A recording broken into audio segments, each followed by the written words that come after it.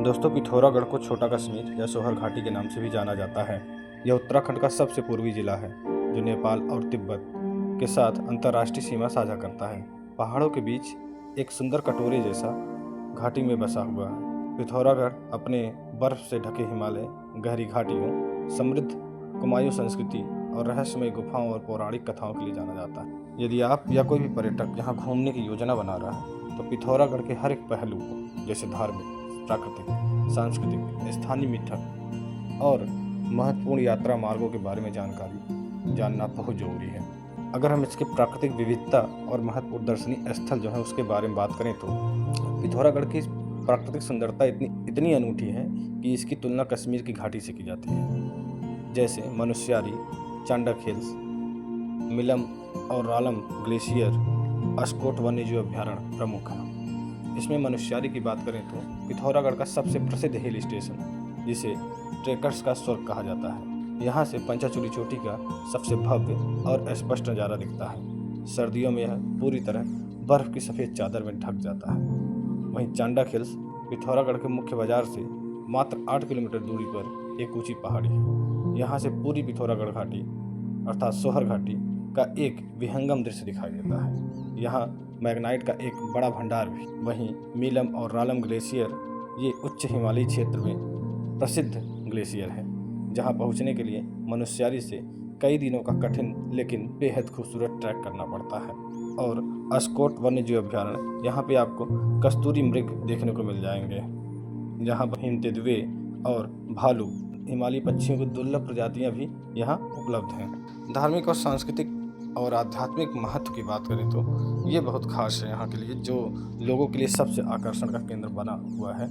आदि कैलाश और ओम पर्वत, भगवान शिव के भक्तों के लिए यह स्थान साक्षात कैलाश के समान है। ओम पर्वत की खासियत यह है कि यहाँ बर्फ गिरने पर प्राकृतिक रूप से ओम की आकृति बन जाती है। हाल के वर्षों में वाइब्रेंट विलेज प्रोग्राम और बेहतर कनेक्टिविटी के कारण यहाँ पर्यटकों और श्रद्धालुओं की संख्या बढ़ी हुई है। इसके अलावा पाताल भुवनेश्वर गुफा, पाताल भुवनेश्वर गुफा की क्या खासियत है?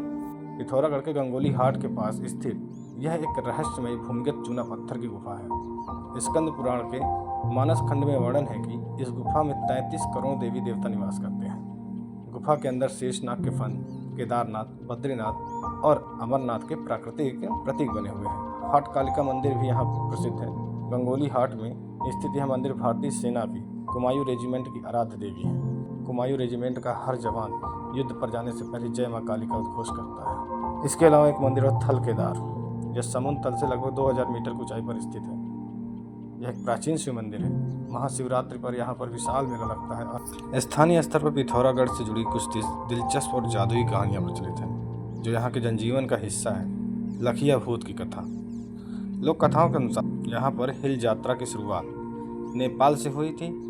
पिथौरागढ़ के कुमौर गांव के 4 भाई नेपाल गए थे, जहां उन्होंने वहां के राजा की एक खूंखार बैल को काबू करने में मदद की। इनाम के रूप में उन्होंने राजा से हिल यात्रा की कला और लखिया भूत का मुखौटा मांगा और इसे पिथौरागढ़ लेके आए।